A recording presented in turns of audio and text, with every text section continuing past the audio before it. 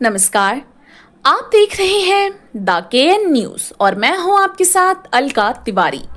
आज की सबसे बड़ी और सबसे ज्यादा वायरल हो रही खबर में हम बात करेंगे समाजवादी पार्टी के अध्यक्ष अखिलेश यादव और प्रख्यात कथावाचक अनिरुद्धाचार्य जी की उस अचानक हुई मुलाकात की जिसने पूरे देश को सोचने पर मजबूर कर दिया। धार्मिक प्रवचन, राजनीतिक चेतावनी और सामाजिक न्याय की लड़ाई, ये तीनों जब एक ही फ्रेम में आए तो सोशल मीडिया का तापमान बढ़ गया। आखिर ये पूरा मामला क्या है, किसने क्या कहा और सबसे जरूरी, क्या ये टकराव था या चेतावनी? चलिए अब शुरू करते हैं विस्तार से। दिन था शनिवार का और जगह थी लखनऊ आगरा एक्सप्रेसवे। अनिरुद्धाचार्य जी के काफिले की गाड़ी एक स्थान पर रुकी थी। वहीं अचानक अखिलेश यादव का काफिला भी पहुंच गया। वहां दोनों की अचानक मुलाकात हुई। कोई मंच नहीं, कोई औपचारिक बैठक नहीं, बस सड़क किनारे बिना स्क्रिप्ट का एक सच्चा टकराव। अखिलेश यादव ने अनिरुद्धाचार्य जी से एक मासूम सा सवाल पूछा। जब भगवान श्री कृष्ण का जन्म हुआ था तो यशोदा मैया ने सबसे पहले क्या कहा था? उन्होंने सबसे पहले श्री कृष्ण को किस नाम से पुकारा? अनिरुद्धाचार्य जी ने मुस्कुराते हुए जवाब दिया, कन्हैया। सबसे पहले कन्हैया ही पुकारा गया, फिर नंदलाला, लल्ला जैसे नाम भी आए। लेकिन तभी अखिलेश यादव ने बात को मोड़ दिया एक तीखी चेतावनी की ओर। अगली बार से कभी किसी को शूद्र मत कहना। यहीं से अब हमारा और आपका रास्ता अलग हो गया। ये कहकर अखिलेश यादव अपने काफिले में बैठ गए और रवाना हो गए। अब सवाल ये उठता है, आखिर अखिलेश यादव ने ये क्यों कहा? क्यों उन्होंने अचानक शूद्र शब्द को लेकर इतनी कड़ी प्रतिक्रिया दी? दरअसल कुछ दिनों पहले सोशल मीडिया पर अनिरुद्धाचार्य जी का एक पुराना प्रवचन वायरल हुआ था जिसमें उन्होंने शूद्र शब्द का प्रयोग किया था। कुछ लोगों को लगा कि उनका कथन जातिगत भावना को आहत करता है। अखिलेश यादव जो पिछड़े, दलित और अल्पसंख्यक वर्ग की राजनीति करते हैं, उन्होंने इसे सीधे जाति अपमान के रूप में देखा और यहीं से शुरू हुआ ये सारा विवाद।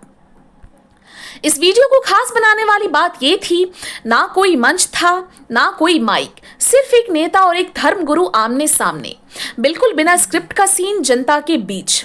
अनिरुद्धाचार्य जी शांत रहे, उन्होंने कोई प्रतिक्रिया नहीं दी, ना बहस ना प्रतिरोध, बस मुस्कुराते रहे और चुपचाप सब सुनते रहे। इस शांति को कुछ लोगों ने गौरवपूर्ण मौन कहा तो कुछ लोगों ने राजनीतिक दबाव में चुप्पी भी माना।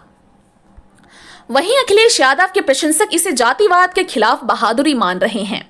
जैसे ही वीडियो वायरल हुआ, ट्विटर से लेकर फेसबुक और इंस्टाग्राम तक पर प्रतिक्रिया की बाढ़ आ गई। समाजवादी पार्टी के समर्थकों ने कहा, धर्म के नाम पर किसी जाति को नीचा दिखाना सही नहीं है। अखिलेश यादव ने सच्चाई के साथ खड़े होकर साहस दिखाया है। अनिरुद्धाचार्य जी के भक्तों ने लिखा, गुरुदेव ने संयम और मर्यादा का परिचय दिया। एक धार्मिक कथा को राजनीति से जोड़ना गलत है। कुछ लोगों ने पूछा, क्या नेताओं को प्रवचनों में जाकर भाषण रोकने का हक है? तो कुछ ने कहा, यह वक्त है सच्चे सामाजिक सुधार की शुरुआत का। अखिलेश यादव का ये बयान कोई सामान्य चेतावनी नहीं थी, बल्कि एक राजनीतिक संदेश था अपने पीडीए वोट बैंक के लिए। समाजवादी पार्टी आजकल पीडीए वर्ग को एकजुट करने की कोशिश कर रही है। ऐसे में जाति सूचक शब्दों के खिलाफ खड़ा होना उन्हें और मजबूती देता है। वहीं धार्मिक कथावाचकों के लिए ये एक संकेत है कि अब प्रवचनों में भी जवाबदेही जरूरी है। मंच चाहे धार्मिक हो, लेकिन शब्दों की मर्यादा सामाजिक होनी चाहिए। अब सबसे बड़ा सवाल, इस पूरे घटनाक्रम में गलत कौन था?